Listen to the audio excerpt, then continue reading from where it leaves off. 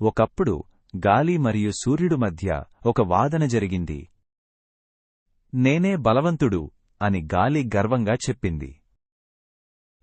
అది నిజం కాదు, నేనే బలవంతుడు అని సూర్యుడు ప్రశాంతంగా చెప్పాడు. అప్పుడు వారు రోడ్డుపై ఒక ప్రయాణికుణ్ణి చూశారు. ఆయన ఒక శాల్తో తన శరీరాన్ని కప్పుకుని నడుస్తున్నాడు.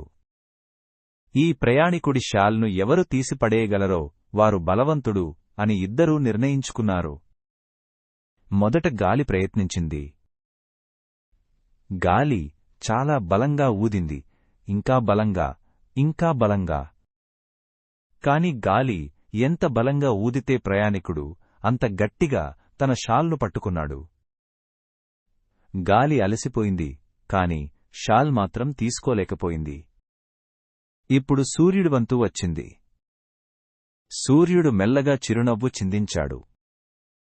సున్నితంగా వేడి ఇచ్చాడు.